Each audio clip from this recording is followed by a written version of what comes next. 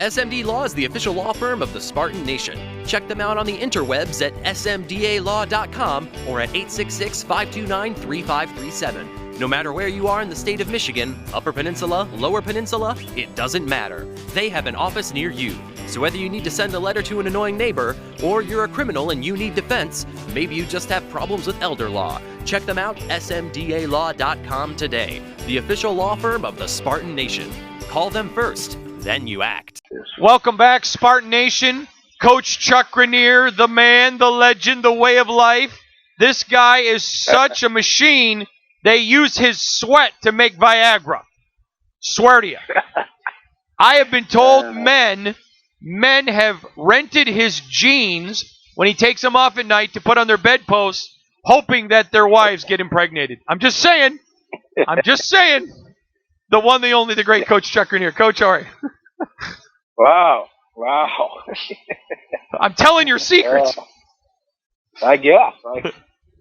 All right, Coach, you're now in your 10th year with us at Spartan Nation. It's been a great 10 years. First of all, more importantly than your contributions to Spartan Nation, I appreciate your friendship. You know I love you and Becky, so thanks for being with us, buddy. Oh, thank you. I appreciate that. All right, I want to dig in on football. I've got a massive War Room article coming on Wednesday, which is going to be a really good one.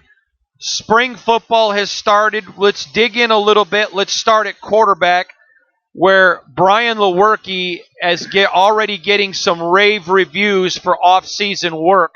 This is a guy that clearly had a good season last year. I don't think it was great because he was young, and I don't think you can have a great season when you're young and you make young mistakes. But he had a very good season, and I'm going to tell you, every person I'm talking to is talking about Lewerke's improvement in decision-making already. How big is that for the Spartan? Well, it's that experience thing. There's no substitute for experience, and we've talked about this 100 times about in the past how quarterbacks that were reserve quarterbacks, not starters, didn't get an opportunity to get meaningful reps during the football game, not practice, but football games, and then the starter leaves to graduation, and they've got to start all over again with another quarterback. And Lewerke pretty much fit that mold this year, or last year's football season. And now he's went through a whole season, experienced it, and there's nothing like playing in the games. There's nothing like playing in the games. Now you add that game reps, you add his experience in game situations, and then you add to that probably the most important part, maturity coming to the game. What works, what doesn't work, how he sees it on the field.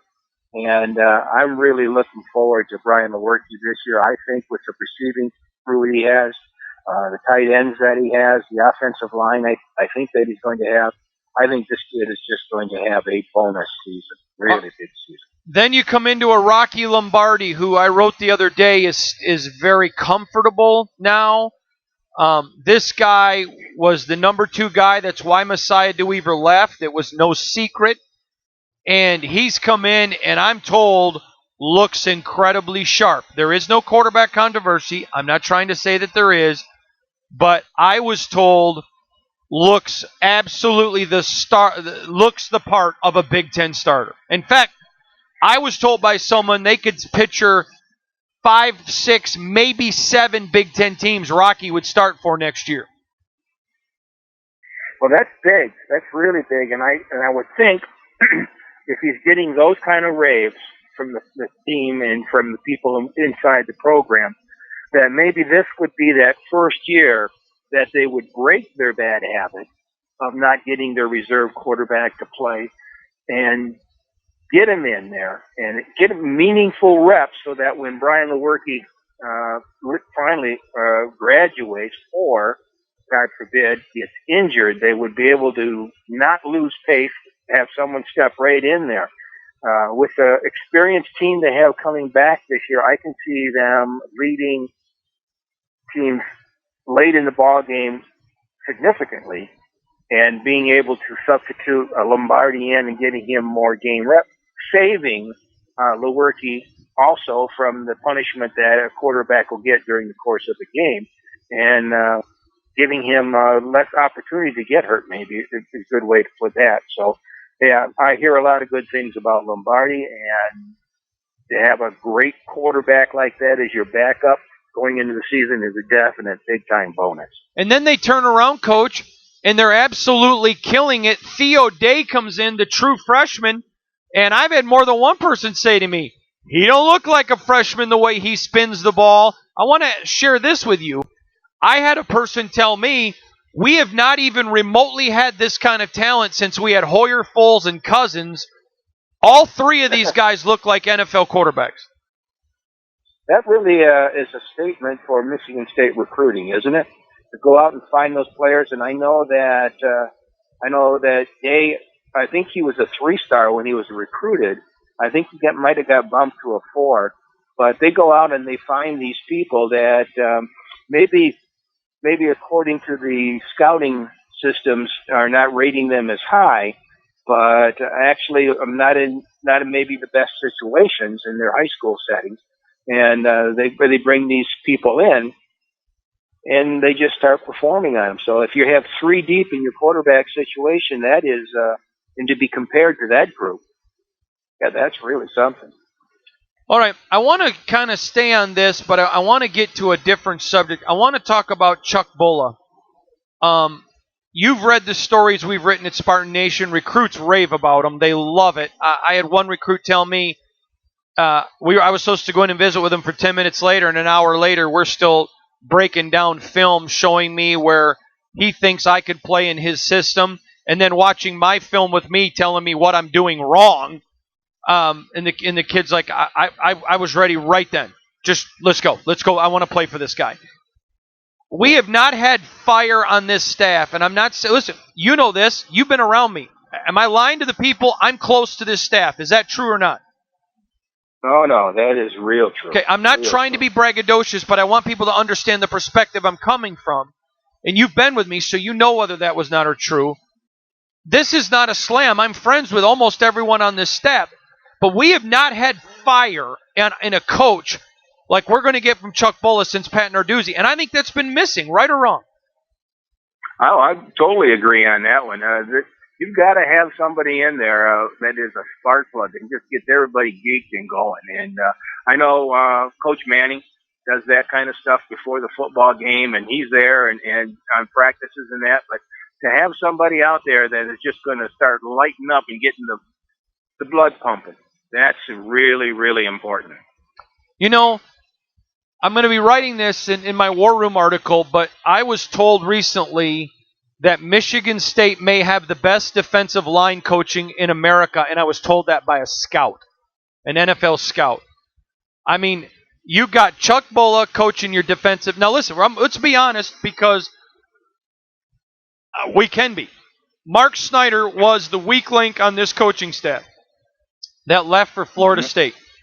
I think he did a good job last year at defensive end. I think it's the only time since he was here he did a good job. I don't think he was great. I don't think he exceeded anything, but he was acceptable last year.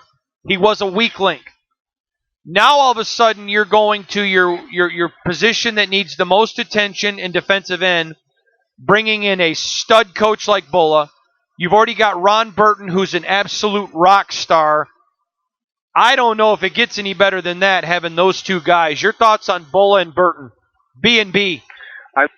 I've been to practices with Burton. Burton is commanding. He is a great coach. Yeah, you can tell the greatness of a coach, I think anyway. You can tell the greatness of the coach is that when they're practicing and going through their drills, and he is talking and he is working the people, and everybody is paying attention. You don't have kids going to the back of the line and looking around and whatever else is going on in the field. Their attention is on the coach, and the coach is coaching.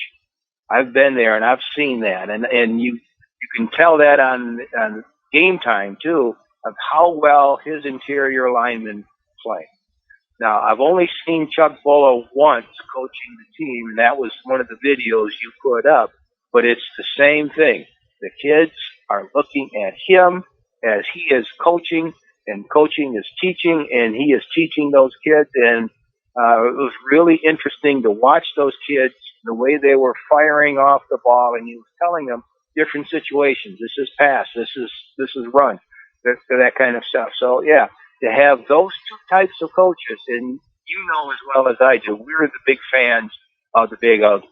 And football games are won on the line of scrimmage. So when you have two guys like Bulla, like Burton, coaching your line play, you're blessed. You're definitely blessed. I got to tell you, when that NFL scout told me that, it really got my attention about Bulla and Burton, the B&B boys. Here is the thing I find fascinating, is Bulla and Burton are so good at identifying talent and finding guys that they can coach, that this is what I think is going to be great, is Michigan State doesn't have to go get the 5-star that could be the headaches like Malik McDowell. You can go find that guy, a 2-star, a 3-star, whatever, and just say, we can develop him because he's teachable. He fits our system. Nick Saban always says this, and I agree with Nick, by the way. When he hires staff members, he wants great recruiters who are good teachers. And he said, I would love great recruiters who are great teachers, but it's very hard to find that mix. He said, because I want guys that can recruit. And he goes, some guys want great teachers who are okay recruiters. And Nick says, I want great recruiters who are good teachers because it's easier to teach if you're a good teacher with great players than it is to get good players to be great if you're a great teacher. Whatever. It's right or wrong, that's his philosophy. When you've got people like Burton and Bulla who are great recruiters, who are going to get in that living room and sell mom. Mom, you want a degree? Mom, you want me to make sure your kid's in church? If you tell me he's got to be in church, he's going to be in church. You want me to tell you your kid's not going to get in trouble? Then I'm going to ride him. I mean, that is what you have to have, especially on the defensive line, which is the most underrated part of football. Coach, where am I wrong? No, you're not wrong at all. Those guys that are great teachers. Now, Michigan State has made a history of recruiting 3-star players and making them play 5-star. They've had a history of doing that. So if you go out and that's because they don't just recruit talent. They recruit heart or people that love to play football. And if you can, because, when you're looking at potential talent and you're looking at kids that play well this kid benches 450 pounds or this kid runs 4.4 or something like that. Well, if Alabama recruits a kid that runs 4.4, that's the same speed that a Michigan State recruits a kid that goes 4.4 is 4.4. But you got to get inside the chest cavity, in between the two ears, and you got to find people that have heart and that want to play football. And Michigan State has made a career under D'Antonio of recruiting kids that are football players and then coaching them up. So you get guys like Burton and you get guys like Bulla that can just coach up a kid, and you got gold. You certainly got gold on that one. Well, and here's the other thing. When you are high energy like Burton and Bulla are, that calls out. I mean, if you're a player that doesn't have heart for this game, I'm going to tell you this. So I'm talking to a very, very high-profile recruit. Very, very high-profile. I'll tell you off air who the kid was. Mm-hmm. And the kid said to me, on all of my recruiting visits, everyone's told me how great I was. Coach Bulla walked in and said, I think you're okay, but I think I can make you great. And he sits down with the kid's film and starts breaking them down. And the kid said, I loved it. All these kids that come out of high school and go to college, they have visions, I would believe, of them somehow one day getting into the NFL. So if a guy comes in and talks to you, I think judo does this with basketball. If a guy tells you, this is what you got to work on, this is what's bad, and we can improve on this, and then you can get better, and then maybe you can get to that next level. So kids are going to buy into that. They're not, kids know truth, and if you tell them the truth, they'll go along with you on that one. And they'll say, well, this guy wants to make me better. I really need this. This guy's going to make me better. Okay, I'll go with this. So yeah, that's gold on their part. Coach, the next time I have you on to talk Michigan State football next week, we're going to talk about speed, speed, speed. This may be one of the fastest teams that Mark D'Antonio has ever had, and you're going to noticeably see it on the field. How excited are you, real quick, 30 seconds, about the speed on this team? We're going to get into it in a lot of detail next time, but just real quick, what are you about speed? Well, they went 3-9 the year before, and now they went 10-3 this year. And if you watched the football games last year, you saw the speed that was on the field, how they closed on open receivers, how they closed on running backs, and the whole team defense getting to the ball. Speed kills. That's all there is to it. Speed kills. So I'm impressed with what they've got and what they've got coming. So if they're going to get even faster this year, and I know they got a lot of young guys, and those young guys are going to get better and stronger and faster. So, yeah, speed kills. Awesome. He is a great coach, Chuck Grenier. Men fear him. Women adore him. Puppies go running to him. Clowns go running from him. Jokers to the left of me. Clowns. What? You got clowns in there now. You got clowns in there now. I don't know where that came from. And fish, respect him but run from him. We'll be back. Run from him. We'll be back. Run from him.